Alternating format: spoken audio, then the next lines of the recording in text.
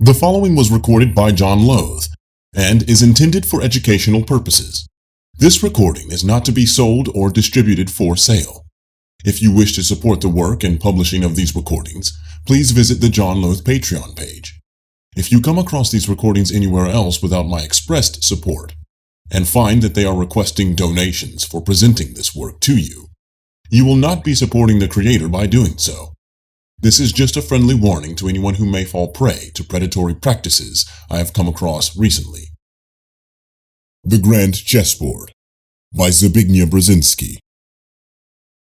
Chapter 6. The Far Eastern Anchor. An effective American policy for Eurasia has to have a Far Eastern anchor. That need will not be met if America is excluded or excludes itself from the Asian mainland. A close relationship with maritime Japan is essential for America's global policy, but a cooperative relationship with mainland China is imperative for America's Eurasian geostrategy. The implications of that reality need to be faced for the ongoing interaction in the Far East between three major powers, America, China, and Japan, creates a potentially dangerous regional conundrum and is almost certain to generate geopolitically tectonic shifts. For China, America across the Pacific should be a natural ally, since America has no designs on the Asian mainland and has historically opposed both Japanese and Russian encroachments on a weaker China. To the Chinese, Japan has been the principal enemy over the last century. Russia, the hungry land in Chinese, has long been distrusted, and India, too, now looms as a potential rival. The principle, "my neighbor's neighbor is my ally," thus fits the geopolitical and historical relationship between China and America.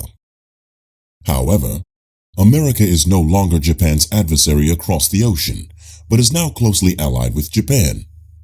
America also has strong ties with Taiwan and with several of the Southeast Asian nations.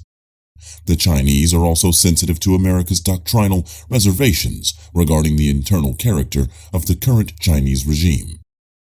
Thus, America is also seen as the principal obstacle in China's quest not only to become globally preeminent, but even just regionally predominant. Is a collision between America and China, therefore, inevitable? For Japan, America has been the umbrella under which the country could safely recover from a devastating defeat, regain its economic momentum, and on that basis, progressively attain a position as one of the world's prime powers.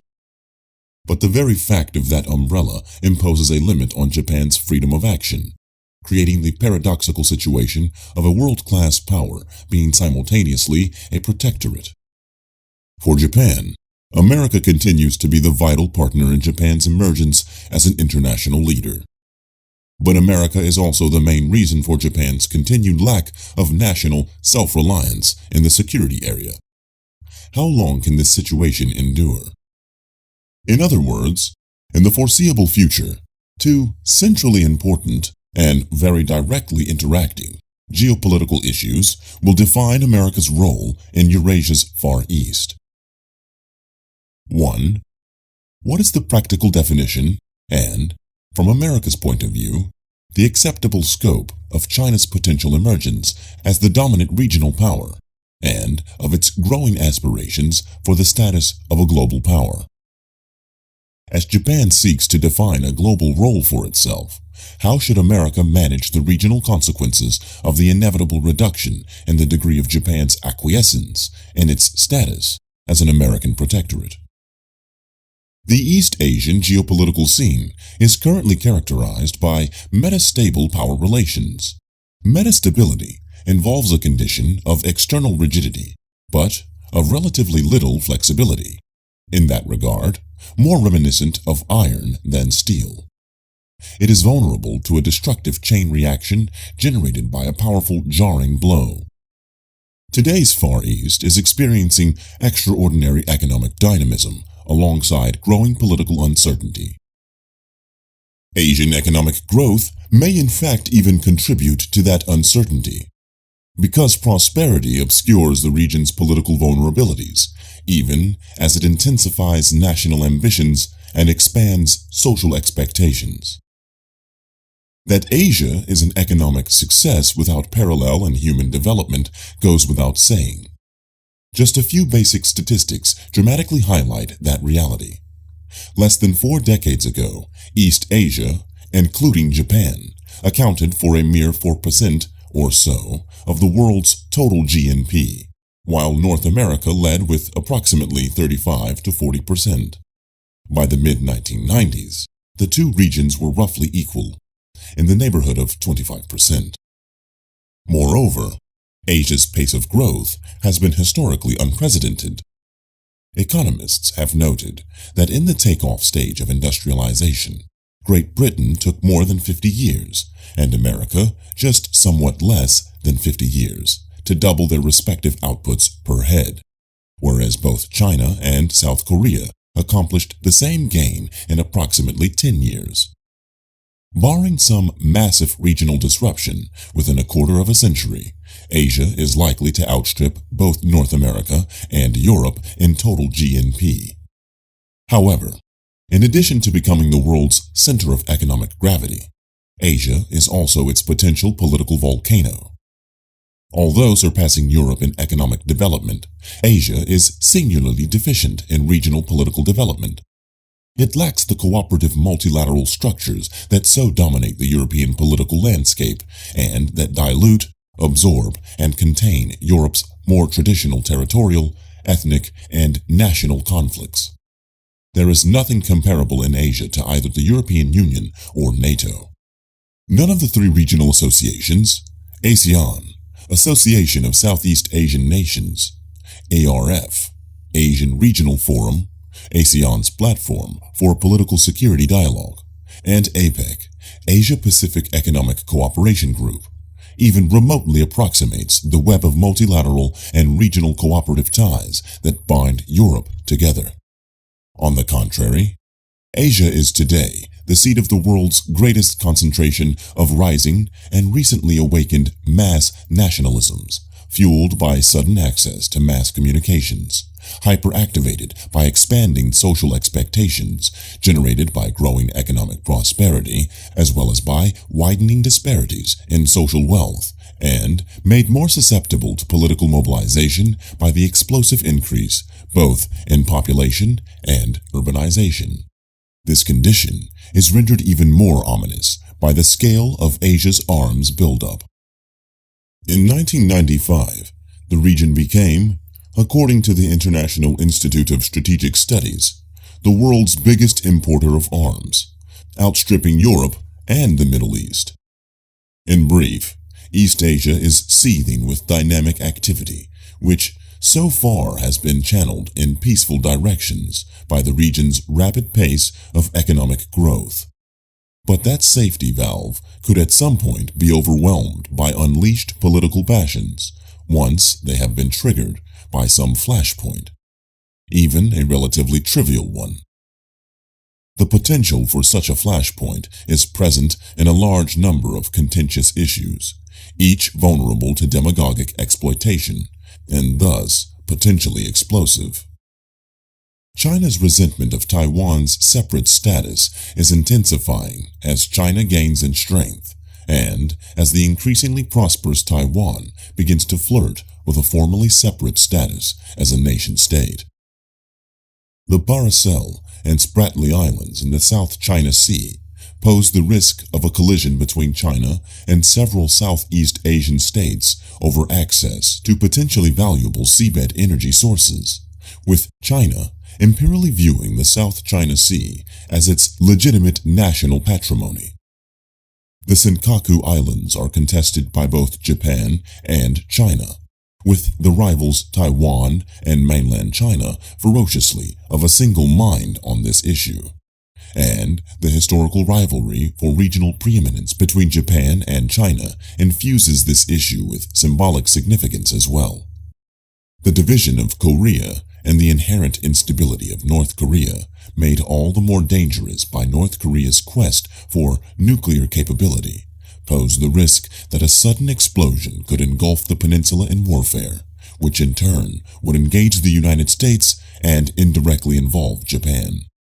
The issue of the southernmost Kuril Islands, unilaterally seized in 1945 by the Soviet Union, continues to paralyze and poison Russo-Japanese relations. Other latent territorial ethnic conflicts involve Russo-Chinese, Chinese-Vietnamese, Japanese-Korean, and Chinese-Indian border issues, ethnic unrest in Xinjiang province, and China's Indonesian disputes over oceanic boundaries. See map above. The distribution of power in the region is also unbalanced. China, with its nuclear arsenal and its large armed forces, is clearly the dominant military power. See table on page 156. The Chinese Navy has already adopted a strategic doctrine of offshore active defense, seeking to acquire within the next 15 years an ocean-going capability for effective control of the seas within the first island chain, meaning the Taiwan Strait and the South China Sea. To be sure, Japan's military capability is also increasing, and, in terms of quality, it has no regional peer. At present, however, the Japanese armed forces are not a tool of Japanese foreign policy, and are largely viewed as an extension of the American military presence in the region. The emergence of China has already prompted its southeastern neighbors to be increasingly deferential to Chinese concerns. It is noteworthy that during the mini-crises of early 1996 concerning Taiwan, in which China engaged in some threatening military maneuvers and barred air and sea access to a zone near Taiwan, precipitating a demonstrative U.S. naval deployment, the foreign minister of Thailand hastily declared that such a ban was normal. His Indonesian counterpart stated that this was purely a Chinese affair, and the Philippines and Malaysia declared a policy of neutrality on the issue.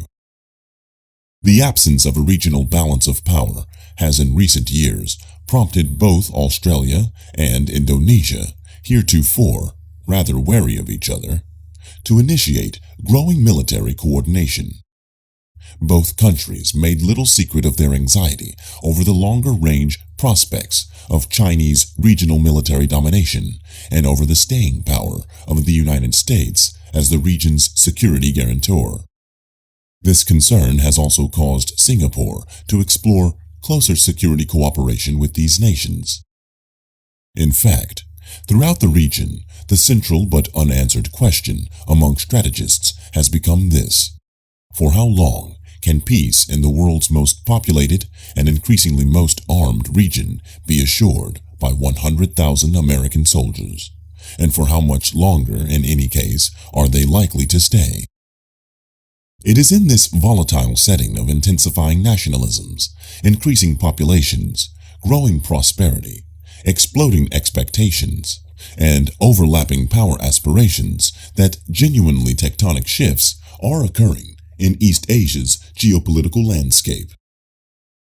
China, whatever its specific prospects, is a rising and potentially dominant power. America's security role is becoming increasingly dependent on collaboration with Japan. Japan is groping for a more dented and autonomous political role. Russia's role has greatly diminished, while the formerly Russian-dominated Central Asia has become an object of international rivalry. The division of Korea is becoming less tenable, making Korea's future orientation a matter of increasing geostrategic interest to its major neighbors. These tectonic shifts give added salience to the two central issues posed at the outset of this chapter.